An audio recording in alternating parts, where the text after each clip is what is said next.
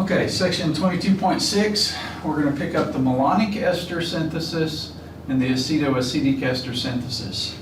They're fundamentally the same. They're highly useful reactions. They don't require especially strong bases, and they've been around for a couple hundred years, being very useful reactions. So let's start with the general for the malonic acid. I'll look at these together. The malonic ester synthesis here. First, malonic ester.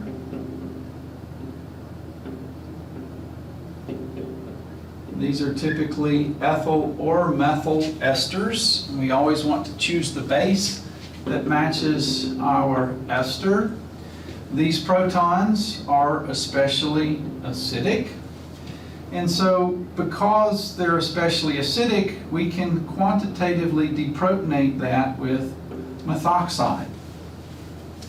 So we treat with methoxide, followed by an alkyl halide. And primary alkyl halides work best. This is a standard SN2 substitution.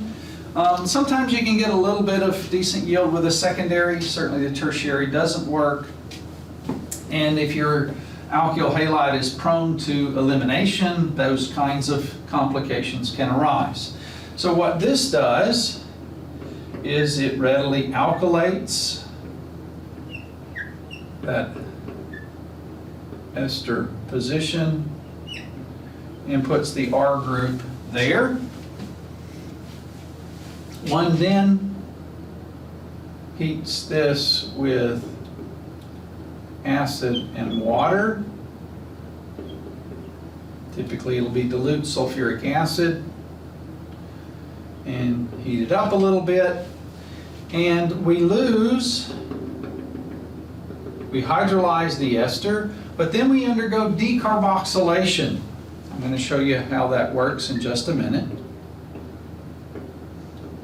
So here are the two carbons of our malonic ester synthesis from the ester, and then we have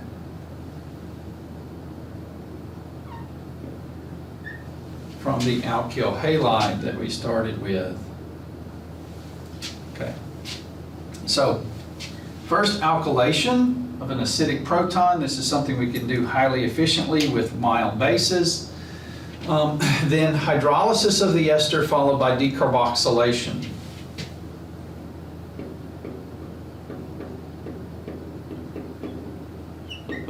And we're going to look at that mechanism in just a minute. So now let's look at the general for the acetoacetic ester synthesis.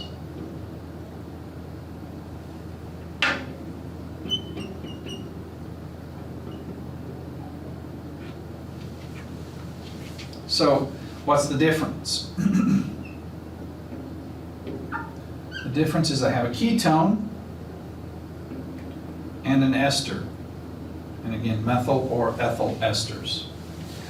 The only thing we have here, of course, are hydrogens. Again, just as above, first treating it with the appropriate base, followed by an alkyl halide. Any pseudo-alkyl halide works as well.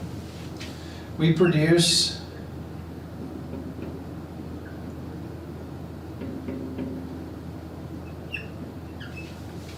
the alkylated product.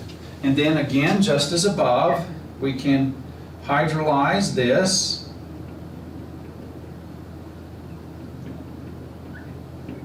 And in fact, this is called the acetoacetic ester synthesis and the malonic ester synthesis because you don't have to isolate this compound to go on. You can in fact do this all in one pot. First you add the base, you deprotonate, that's effectively quantitative. Then you do the alkylation. Without workup, you can neutralize the remaining base, acidify until you are no longer basic, add water. Typically methoxide is in methanol. But you can then add acid and water until you have an acidic condition. You can let hydrolysis of the ester occur. Then you heat it up and decarboxylation occurs. So now, how does this work? And I'm going to do the mechanism just of the acetoacetic ester decarboxylation. So let's take a look at this because this is the new part. The other are all parts we've already learned. But let's look at our product.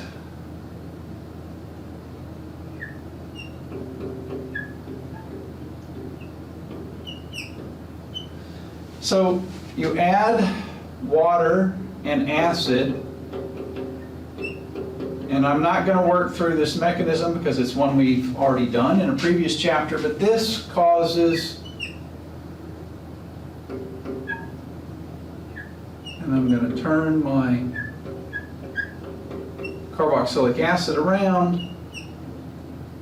We hydrolyze the acid. Okay? Now, once hydrolysis has occurred, then when we heat it, it undergoes decarboxylation. How does that happen? Well, let's take a look. We can swing up that lone pair to pick up the proton. Now remember, that proton is in a position to be hydrogen bonded to that oxygen already. Notice that's a 1, 2, 3, 4, 5, 6-membered ring. 6-membered rings we know form rather easily.